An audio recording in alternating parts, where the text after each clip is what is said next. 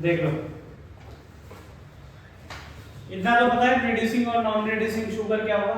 Reducing sugar हम क्या बोल रहे हैं, टॉलरेंस रिएजेंट और फेलिंग सॉल्यूशन जिन शुगर्स को रिड्यूस कर सकता है वो सारे रिड्यूसिंग शुगर। कौन कौन सा टॉलरेंस रिएजेंट था हमारा, अमोनिकल सिल्वर नाइट्रेट, और फेलिंग सॉल्यूशन कौन कौन सा था, कॉपर सल्फेट और सोडियम पोटेशियम टार्ट्रेट। सारे के सारे एग्जांपल देख लिए, कौन कौन सी हमारी रिड्यूसिंग शुगर होंगी, सारी की सारी मोनोसैकेराइड और डाइसैकेराइड एक्सेप्ट सुक्रोज। सुक्रोज हमारी डाइसैकेराइड है, कॉम्बिनेशन किस किस का है, डाइसैकेराइड है तो इसका मतलब दो मोनोमर यूनिट बनी होगी। दो मोनोमर यूनिट कौन कौन सी है, very good, glucose plus fructose. ये भी क्वेश्चन में आया हुआ है, right an example of disaccharide sucrose. ये भी ऑप्शन में आया, which of the two monomer unit form a disaccharide which is called as sucrose। Option में थे कौन कौन से, ग्लूकोज, फ्रक्टोज, और तीसरी भी एक शुगर दे रखी थी। तीसरा ऑप्शन था ए एंड बी बोथ, और फोर्थ ऑप्शन था नन ऑफ दीज। तो ग्लूकोज एंड फ्रक्टोज याद रहेगा। दूसरी बात, सुक्रोज को हम नॉन रिड्यूसिंग शुगर क्यों बोलते हैं, यही था ना। सबसे पहले तुम्हें साइक्लिक स्ट्रक्चर भी आना चाहिए किसका, ग्लूकोज फ्रक्टोज का। साइक्लिक स्ट्रक्चर क्या था, ये भी बना बना के तुम लोगों को याद करना है। Cyclic structure, Haworth structure, book में से नहीं देखने, पढ़ा चुका हूं चैप्टर, आ रहा है समझ में। CH2OH यहाँ पे है, इसका फर्स्ट कार्बन ये होता है 1 2 3 4 5, और ये सिक्स्थ कार्बन इधर होता है साइक्लिक यूनिट में। दूसरा किसकी बात कर रहे हैं, ये तो हो गया क्या हमारा ग्लूकोज। दूसरा कौन सा है, फ्रक्टोज।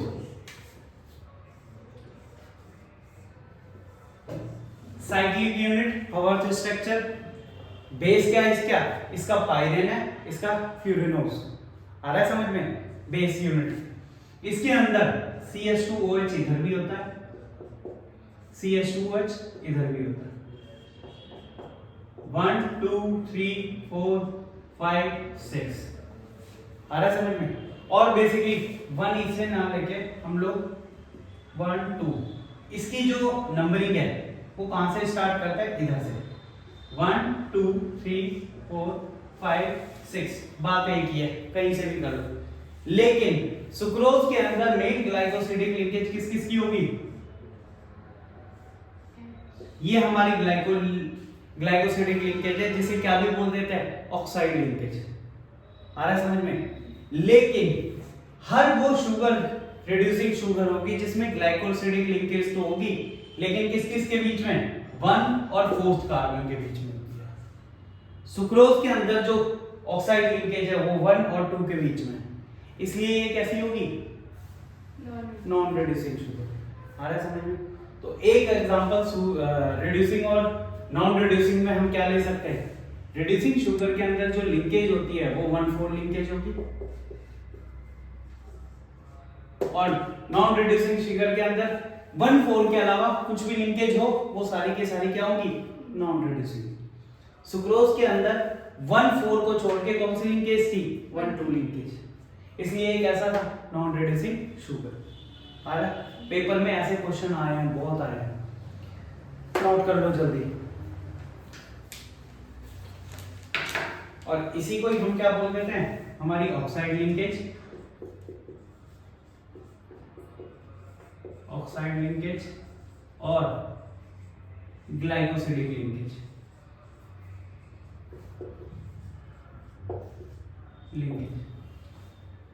याद रहेगा।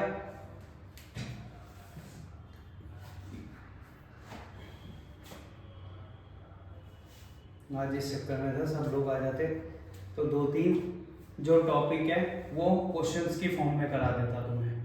विटामिन, एंजाइम, आ रहा है समझ में। छोटे छोटे से पैराग्राफ है लेकिन क्वेश्चन आ जाते हैं उसके लिए। ये रब कर दो इधर की साइड का, हर चीज पे क्वेश्चन है। देखो रिड्यूसिंग नॉन रिड्यूसिंग शुगर में डिफरेंस, रिड्यूसिंग शुगर का कैसे पता लगेगा वो, रिड्यूसिंग शुगर के एग्जांपल, बहुत सारे एग्जांपल देके रखेंगे ऑड वन आउट इसकी तरह। 3 होंगे हमारे कैसे रिड्यूसिंग, एक होगा नॉन रिड्यूसिंग। पूछ लेगा आइडेंटिफाई करो, तो उसमें एक एग्जांपल सुक्रोज भी होगा। डाइसैकेराइड के कॉम्बिनेशन याद करके रखना है तुम लोगों को बुक्स में जो दिए हुए हैं, और जब भी डाइसैकेराइड को एक्सप्लेन करने की बारी आएगी तुम लोगों को साइक्लिक स्ट्रक्चर बनाना है कि किस तरह से दो मोनोमर यूनिट में ग्लाइकोसिडिक लिंकेज होती है। आ रहा है समझ में? बकायदा बॉन्ड से बताओ तुमने। ये तो कौन सा था हमारा सुक्रोज, माल्टोज, ये भी क्या है डाइसैकेराइड। डाइसैकेराइड है तो कैसे बताओगे 2 यूनिट्स ऑफ ग्लूकोज।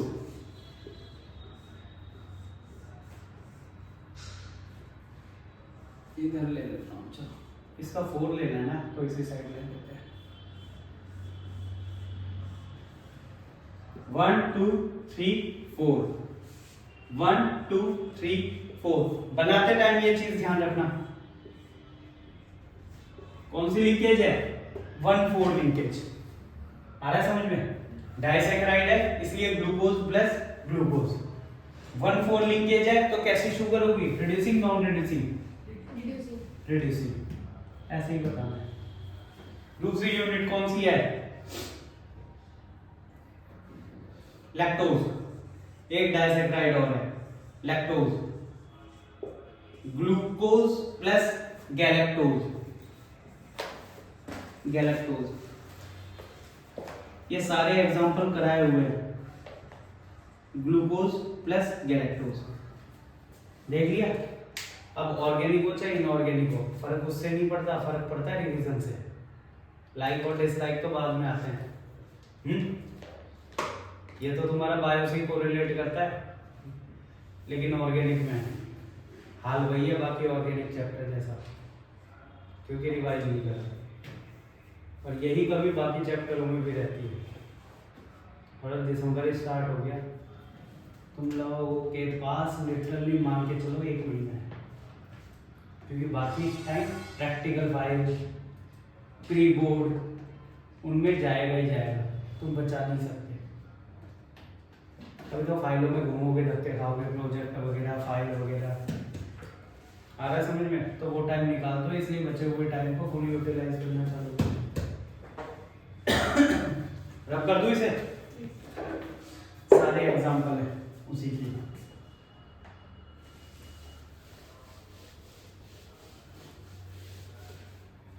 इसे भी रब कर दो।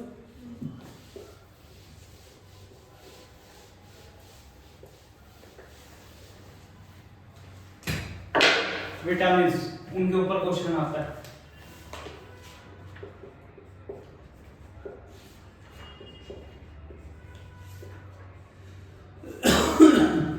विटामिन क्या होता है?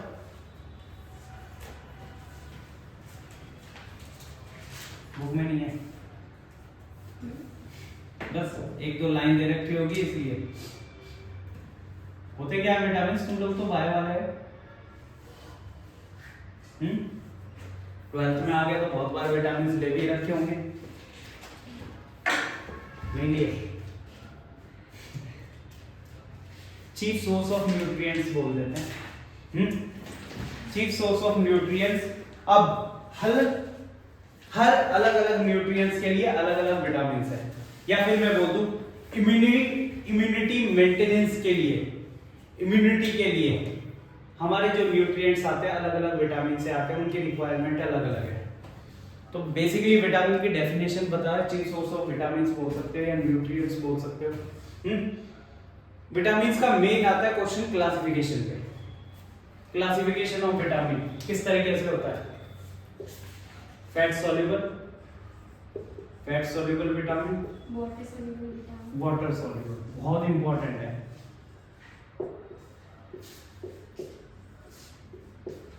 पहला ही क्वेश्चन जो बहुत बार आ चुका है, फैट सॉल्युबल विटामिन कौन कौन से होते हैं? बुक में नहीं, बुक बंद कर दो, बंद करो, घर पे देखने की चीज है। घर पे देखा करो इसे। जो ऑयल वगैरह होते हैं ना उसमें वो तो इसी में लिखा हुआ है। फैट होता है और इसलिए वाटर में डिसॉल्व नहीं होते और ये वाटर में डिसॉल्व हो जाते हैं, इसलिए वाटर सॉल्यूबल है। अरे मैंने पूछा होते कौन कौन से हैं? ये तो सामने ही लिखा हुआ है, फैट सॉल्युबल है और वाटर सॉल्युबल है। हाँ, ये क्वेश्चन आया था, फैट सॉल्युबल कौन कौन से है, वाटर सॉल्युबल कौन कौन से है। ऑब्जेक्टिव में दे रखे थे साथ में ए बी सी डी करके, तो याद रख लेना। हाँ लिक्विड के हाँ ई डी हाँ, अटैक से याद रख लेना। विटामिन ए डी ई के सारे के सारे क्या है, फैट सॉल्युबल है। आ रहा है समझ में, फैट सॉल्युबल विटामिन, इसलिए हमें और रिक्वायरमेंट पड़ जाती है। क्यों? क्योंकि हम लोग जो फैट लेते हैं और अगर ये विटामिन ना हो तो हमारी बॉडी में फैट डिसोल्यूशन क्या होता है, कम होता है। बेसिकली हम लोग डाइजेशन में जो फैट लेते हैं वो फैट डिसॉल्व होता है, उस प्रोसेस को क्या बोलते हैं, इमल्सिफिकेशन ऑफ फैट। इमल्सिफिकेशन यानी फैट का टूटना। तो मैं जर्नल एक बात बताई थी, एक क्वेश्चन ये भी आया था, अगर तुम्हारे पास 1 ग्राम प्रोटीन है, 1 ग्राम फैट है, 1 ग्राम कार्बोहाइड्रेट है, सबसे ज्यादा एनर्जी कौन प्रोवाइड करेगा? फैट। याद रख लेना इस चीज को, 1 ग्राम के अंदर ऑलमोस्ट फैट होता है लगभग, जो हमें एनर्जी प्रोवाइड करता है 9 किलो कैलोरी एनर्जी, और प्रोटीन ऑलमोस्ट 4.5 किलो कैलोरी, और कार्बोहाइड्रेट फैट से तो इंसान अभी बात करता हूँ 4 किलो कैलोरी एनर्जी। यानी पूछा जाए 1 ग्राम के अंदर सबसे ज्यादा एनर्जी कौन प्रोवाइड करता है? फैट। हमारी बॉडी जब फास्टिंग कंडीशन पे रहती है, जब हमारी बॉडी में कुछ नहीं बचता, अगर मैं बोलूं इंस्टेंट सोर्स ऑफ एनर्जी कौन होगा? कार्बोहाइड्रेट। क्योंकि हम लोग क्या करते हैं, ग्लूकोन डी है, रॉ ग्लूकोन डी है, ग्लूकोज है, जल्दी जाके डाइजेस्ट हो जाता है। हम कुछ भी खाना खाएंगे वो पहले किस में कन्वर्ट होगा? ग्लूकोज में, यानी कार्बोहाइड्रेट में, फिर एनर्जी प्रोवाइड करेगा। तो इंस्टेंट सोर्स ऑफ एनर्जी की बात करी जाए तो कार्बोहाइड्रेट। लेकिन अगर कौन कितनी अमाउंट में एनर्जी प्रोवाइड कर रहा है, तो सबसे ज्यादा एनर्जी कौन प्रोवाइड करता है? फैट। याद रखना। लेकिन फैट एनर्जी ज्यादा जब प्रोवाइड करता है, ज्यादा फैट होता है, हम लोग बोलते हैं ज्यादा कार्बोहाइड्रेट भी हम खाते हैं तो वो भी किस में कन्वर्ट हो जाता है? फैट में। ज्यादा कार्बोहाइड्रेट इन फॉर्म ऑफ बोल दो स्टार्च हो गया, आलू चावल वगैरह जो भी हो गए, वो किस में कन्वर्ट होता है? फैट में। फास्टिंग कंडीशन, मैंने एनर्जी क्यों बोला? स्टोर्ड फूड मटेरियल है हमारी बॉडी का, कौन सा? फैट, लिपिड की फॉर्म में जो रहता है। इसमें भी सैचुरेटेड अनसैचुरेटेड लिपिड्स होते हैं, फैट, जो जल्दी डिसॉल्व हो जाते हैं, जो जल्दी डिसॉल्व नहीं होते, जो हमारे लिए हार्मफुल है, सैचुरेटेड फैट। आ रहा है समझ में? अनसैचुरेटेड फैट जल्दी, सैचुरेटेड जैसे palm oil, vegetable oil, Dalda, घी वगैरह जो होता है, इनमें होता है, जो कोलेस्ट्रॉल पैदा करता है, आर्टरीज और वेन को ब्लॉक करता है, हार्ट डिजीजेस करता है। इसमें भी अगर कोलेस्ट्रॉल को भी देखोगे ना तुम लोग, रिपोर्ट्स अगर देखते होगे, एलडीएल एसडीएल, ये 2 फॉर्म होती है कोलेस्ट्रॉल की। एक कोलेस्ट्रॉल हमारे लिए अच्छा होता है, एक कोलेस्ट्रॉल बेकार भी होता है। ये चलो बुक से आगे बढ़ गए हम लोग, इतना समझ में आया? एक क्वेश्चन तो एनर्जी का आता है। इन फास्टिंग कंडीशन एक एक्टिविटी का भी आया होता है। इन फास्टिंग कंडीशन किसी का नाम लेके दे रखा था। फास्टिंग कंडीशन के अंदर सबसे पहले डाइजेस्ट क्या होगा? सबसे पहले डाइजेस्ट कार्बोहाइड्रेट, हमारी बॉडी का कार्बोहाइड्रेट सारा खत्म होता है, फिर उसके बाद प्रोटीन, 1 2, सबसे लास्ट फैट। आ रहा है समझ में? फास्टिंग कंडीशन में भी सबसे पहले बॉडी का कार्बोहाइड्रेट खत्म होगा, फिर प्रोटीन पे आ जाएगी, प्रोटीन डाइट पे, फिर फैट पे। बोलते हैं ना सबसे पहले भी फैट ही आता है और सबसे आखिर में फैट ही जाता है। और उसमें भी मेरा मानना है सबसे पहले बेली फैट आता है और सबसे आखिर में जब रिड्यूस करते जाते हैं तो बेली फैट ही रह जाता है। इसलिए हमारे रिड्यूस करते करते यहाँ तक कमर टूट जाती है, यानी बेली फैट ही रह जाता है। ले देके हम पूरे कमजोर हो जाएंगे, फिर बेली रह जाएगी, है ना। और जब गेन करने की बारी आएगी तो भी सबसे पहले बेली फैट ही गेन करेंगे।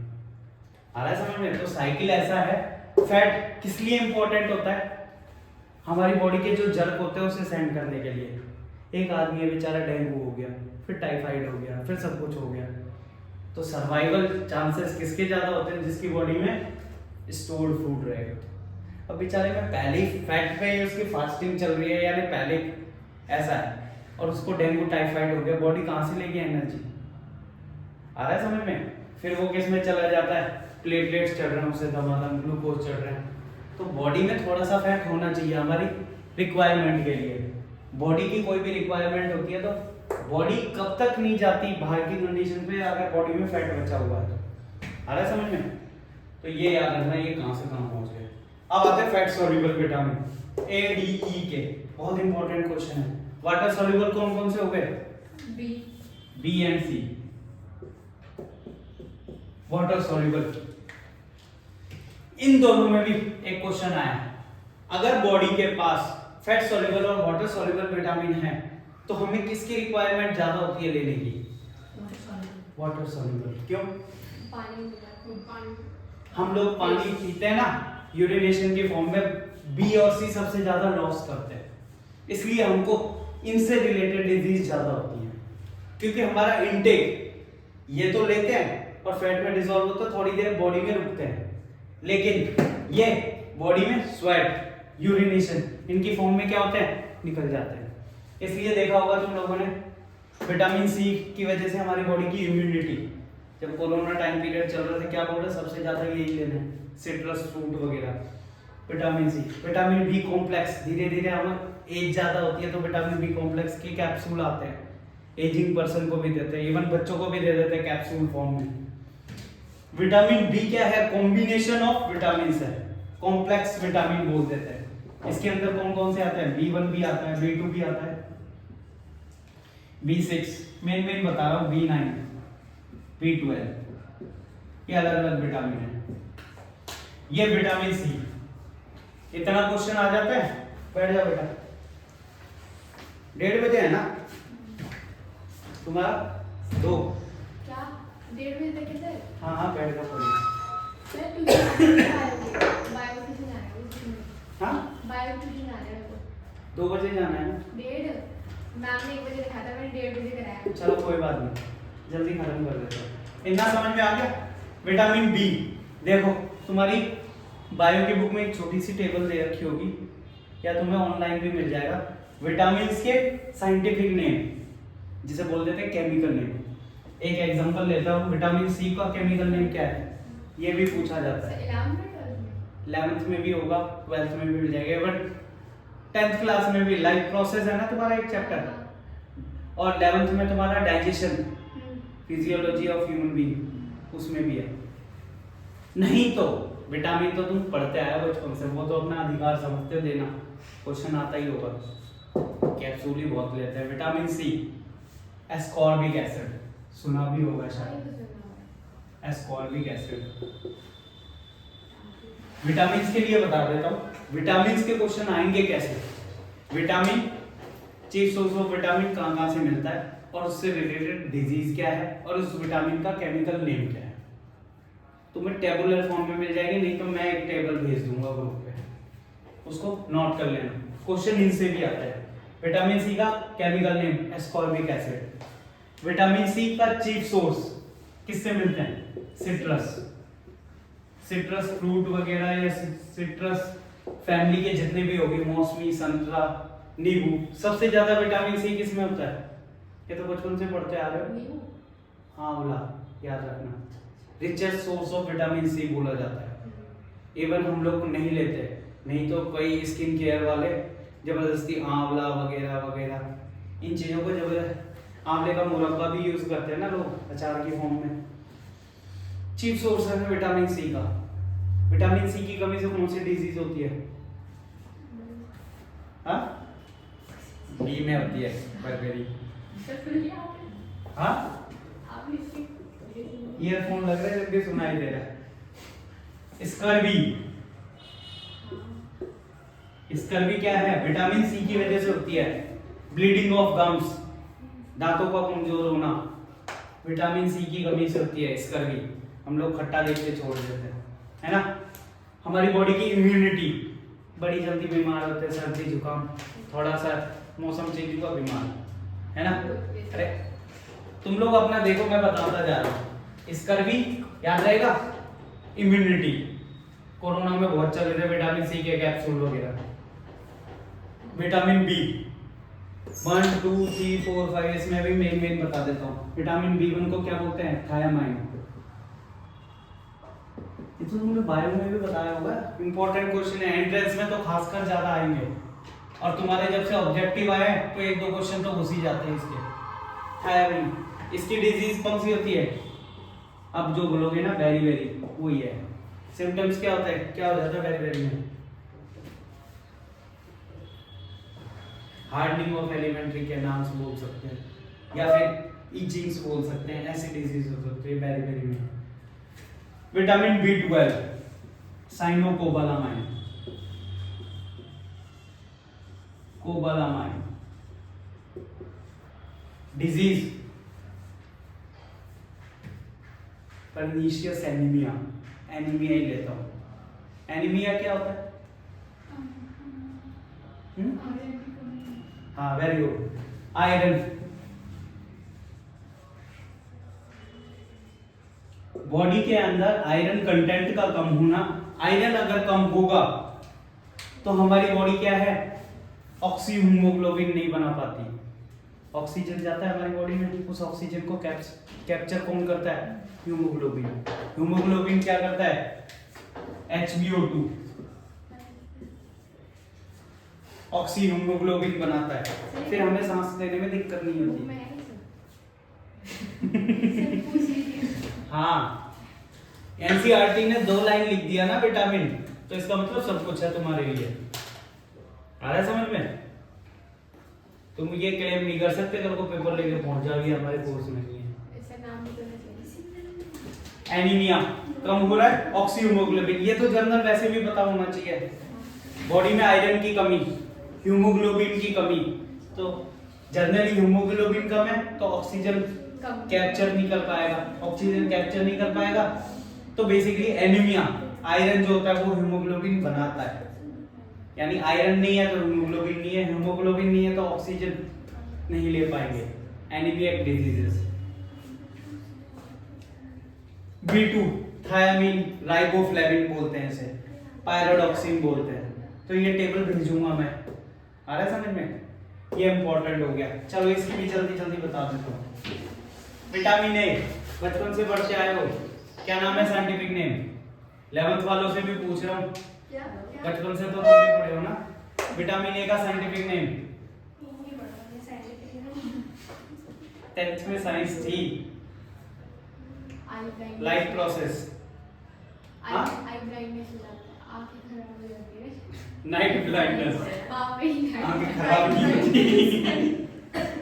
नाइट ब्लाइंडनेस, नाइट ब्लाइंडनेस, इसे हिंदी में क्या बोलते हैं?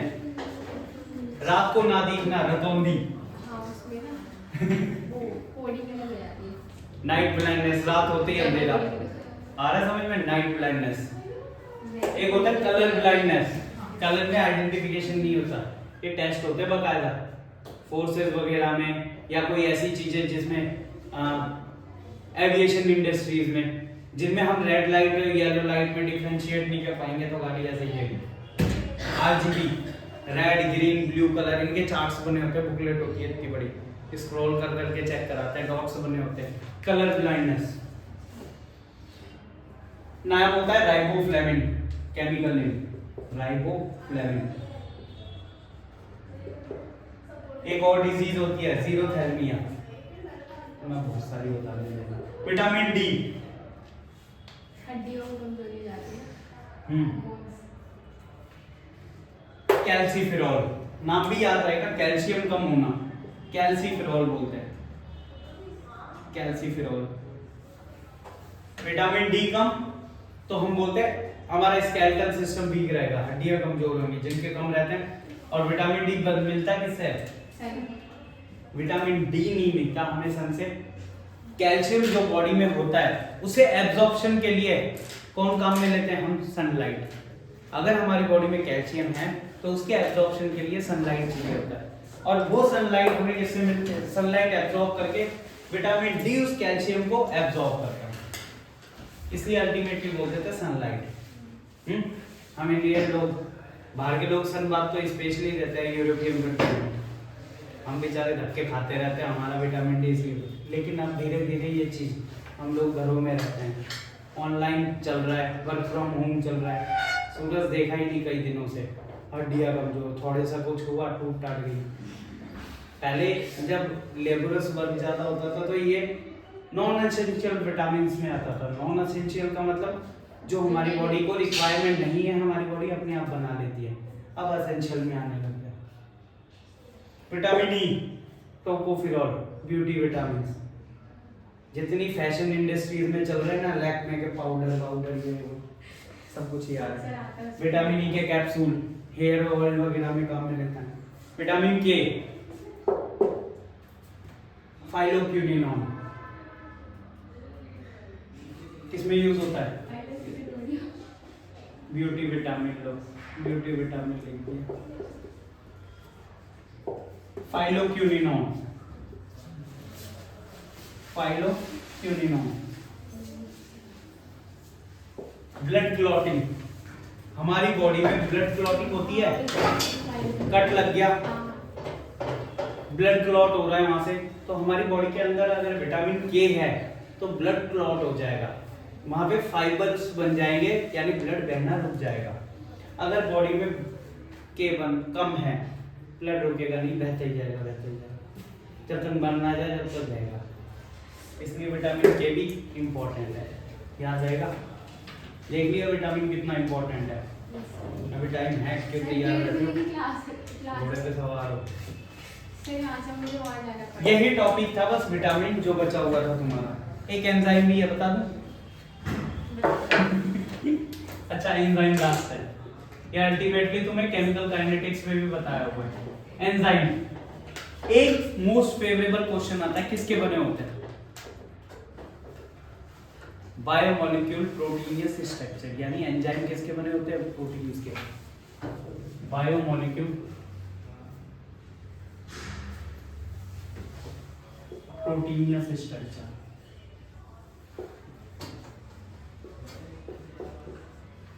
Proteinaceous structure. एंजाइम बेसिकली क्या करते हैं? रेट ऑफ रिएक्शन इंक्रीज करते हैं और डिक्रीज करते हैं, डिपेंड करता है कौन सा है। पॉजिटिव एंजाइम होगा तो रेट ऑफ रिएक्शन बढ़ा देगा, नेगेटिव होगा तो डिक्रीज कर देगा। इतना ही था तुम्हारा बायोमोलिक्यूल में, क्वेश्चन के साथ बता दिए। कुछ क्वेश्चन बहुत important, denaturation of protein, glycosidic linkage, zwitter ion, peptide linkage, phosphodiester linkage, ये सारे इंपॉर्टेंट क्वेश्चन है, याद कर लेना, सब करवाए हुए हैं।